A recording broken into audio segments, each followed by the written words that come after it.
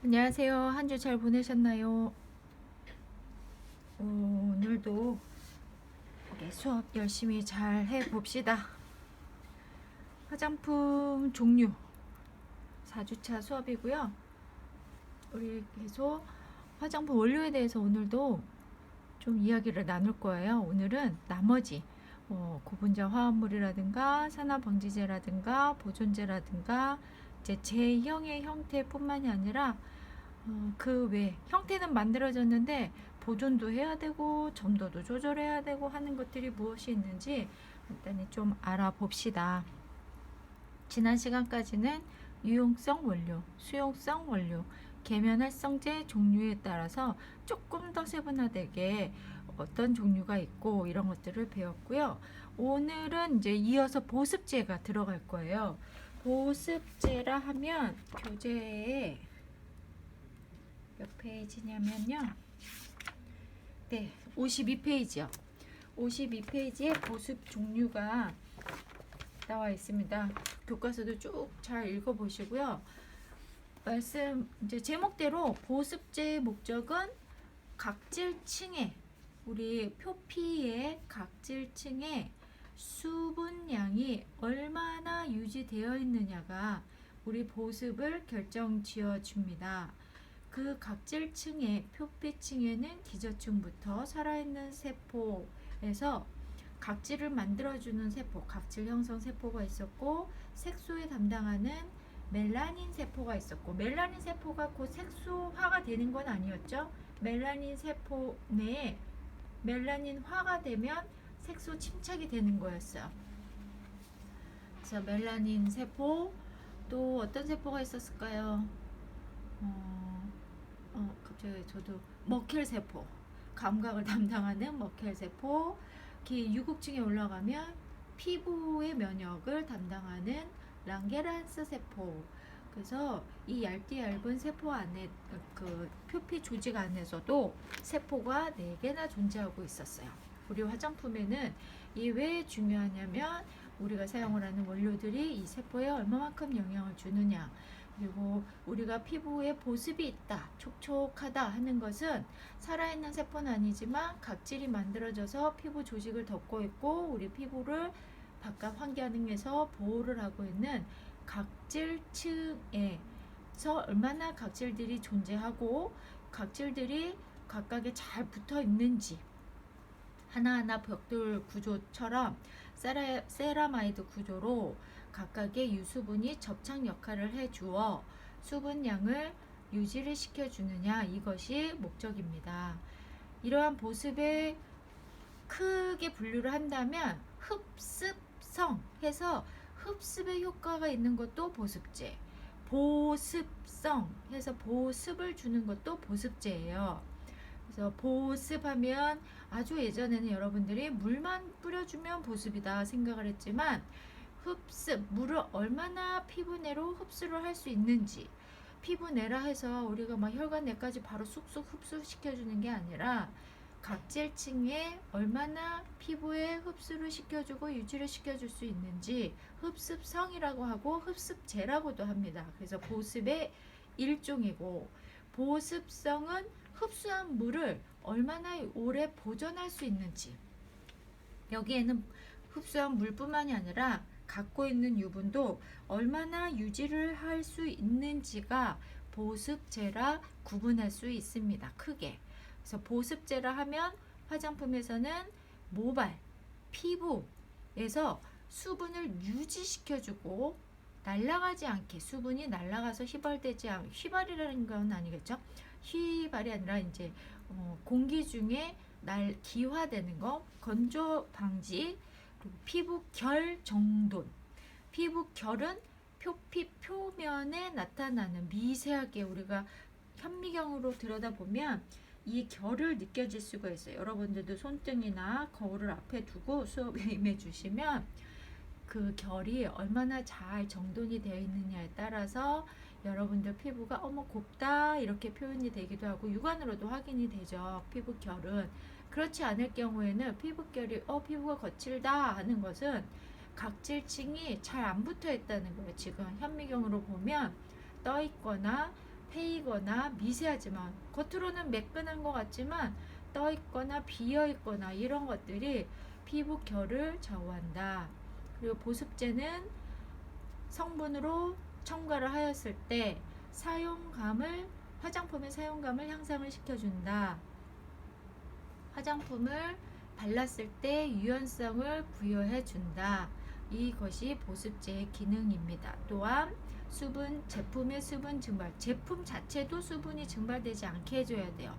피부에만 하는 것이 아니라 화장품이잖아요. 우리는 제품을 만들기 위한 기초 공부를 하는 건데 제품 자체가 유지가 되어 있고 변질이 안 돼 있어야 되기 때문에 접착도라든가 유지, 동결 이런 손상되거나 훼손되지 않고 내용물이 손상되지 않도록 이런 효과를 발휘해야 된다.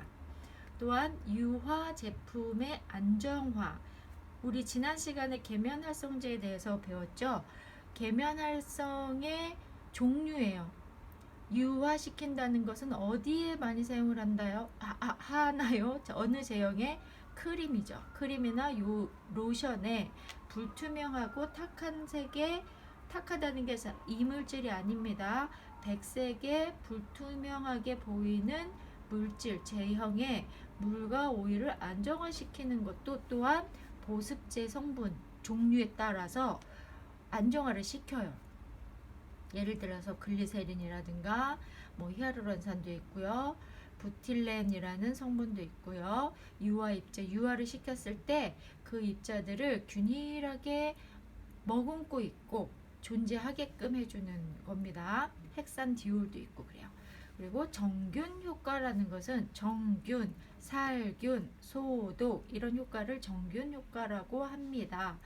익숙치 않은 단어도 제가 일부러 쓰는 이유는 여러분들이 다양한 단어 용어가 화장품, 식품에 사용이 되고 있기 때문에 적용 한 번씩 제가 사용을 하고 있습니다. 정균 효과, 부틸렌 글라이콜, 그래서 13비지라는 성분 또한 보습, 정균 이러한 효과를 주고 있습니다.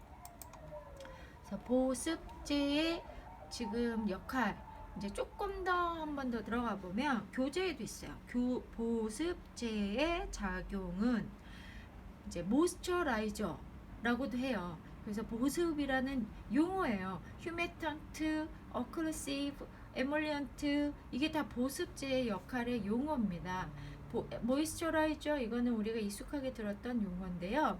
이 모이스처라이저는 수분을 공급하는 제품 전체적인 것을 모이스처라이저 제품이다 이렇게 얘기를 하고, 여러분들이 쓰고 있는 제품 중에서도 모이스처라이저 역할, 모이스처라이저 성분 함유 이렇게 써 있는 것들도 많이 있을 거예요.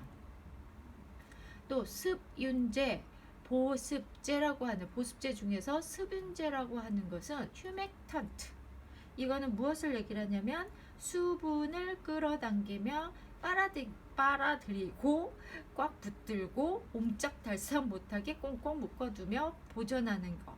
이게 곧 무엇을 끌어당겼다는 거예요? 피부에 어디에? 각질층에 수분과 유분을 끌어당기고 이 층을 채워줬다는 얘기예요. 그래서 표면에 채워주고 고정돼서 날아가지 않고 손상되지 않고 이런 역할을 하는 것이 습윤제다, 휴맥턴트제다. 용어를 잘 이해하십시오.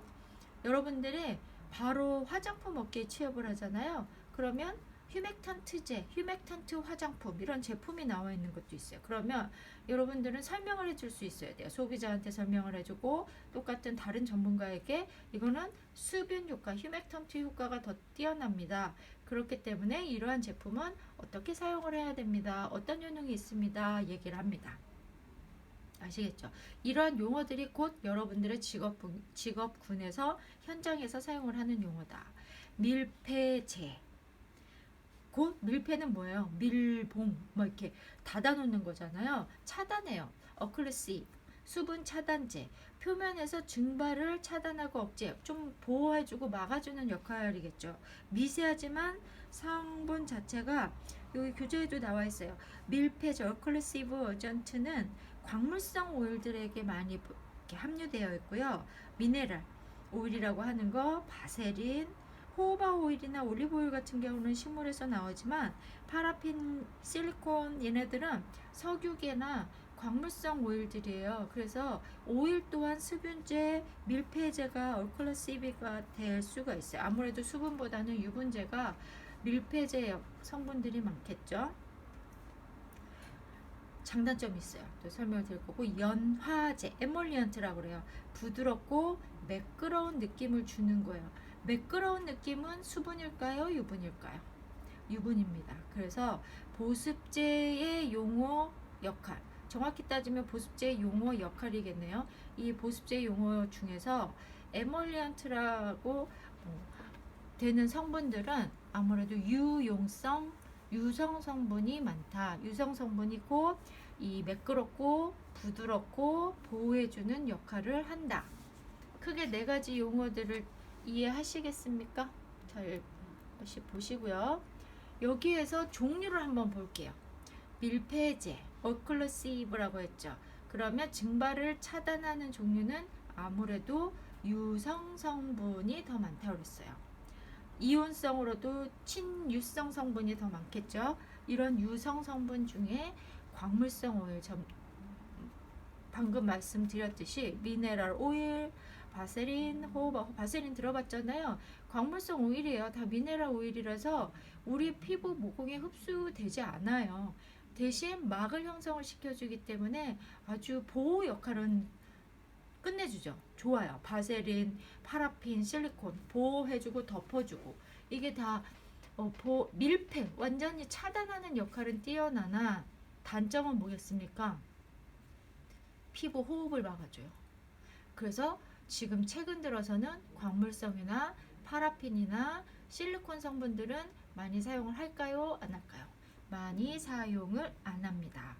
대신 밀폐, 수분 증발 차단이 완전한 차단은 아니지만 일시적, 조금 단시간적으로 차단해주고 대신 보호 효과가 뛰어난 호호바 오일이나 올리브 오일이나 우리가 지지난 시간에 배웠던 유용성 성분의 유성 성분들은 일단 보호막을 해주고 유지시켜주고 수분을 유지시켜주고 이 역할을 해줘요. 대신 피부의 호흡을 도와주다 보니까 피부 내로 흡수가 되기도 하고 이제 날아가기도 하고 거의 이제 식물성 오일들은 흡수가 되긴 하지만 미네랄 광물성 오일보다는 시간이 짧다. 이것이 장점이자 단점이자 보습제의 역할, 밀폐제의 종류들이었고요. 습윤제, 보습제 중에서 습윤제라다 하면 휴맥턴트의 성분은 친수성 성분, 수용성에서도 높고 침류성 성분에도 녹는 성분들이 많아요. 대표적인 유일하게 글리세린인데 글리세린은 수용성 성분에도 같이 넣어서 희석을 해도 녹아요. 섞여요. 잘 섞인다는 거예요. 근데 얘네들은 흡수되고 보호해주는 역할이 광물성 오일보다는 좀 친수성이다 보니까 짧아요. 그래서 단독 사용보다는 밀폐제를 같이 사용을 하는 종류들이 있다. 그래서 글리세린은 글리세롤, 화학명은 글리세롤이죠. 그리고 다체적으로 당의 종류이기 때문에 단맛이 있고 끈끈하고 흡습성이 강해요. 그래서 식품에도 쓰고요. 화장품에도 써요. 근데 광물성이나 이런 글리세린은 아무래도 식품에는 사용을 하진 않겠죠. 이 글리세린 또한 OH 수산기가 닷가로 붙어 있어서 닷가 알코올 성분 종류로도 구분이 됩니다. 밑에 닷가 알코올 있잖아요. 닷가라는 게 설명드린 적 있죠. 탄소 수에 탄소가 일열 배열이거나 이런 배열 후에 포화된 상태의 규칙에서 수소가 붙고 산소가 붙었는데 OH, 수소와 산소가 같이 붙으면서 OH기, 수산기라고 그래요. 그러면 OH기가 붙으면 수용화, 친수성이 더 가깝습니다. 이런 친수성이 가까우면서 휘발도라든가 묽은 정도라든가 성질이 달라지는데 그런 닷가 알코올 3개 이상, 6개 이상 한 개는 일반적인 1가, 2개가 붙으면 2가, 3개가 붙었으면 3개 수산기가 붙었으면 3가라고 합니다. 글리세롤은 OH가 3개 붙었거든요. 그래서 다가 알코올 종류에 속한다. 글리세린, 글리세롤, 그래서 화학명 이렇게 얘기를 하고, 프로필렌 글라이콜, 글리콜, 글라이콜, PPG라고도 하는데, 물을, 수분을 흡수하는 성질이 있어요.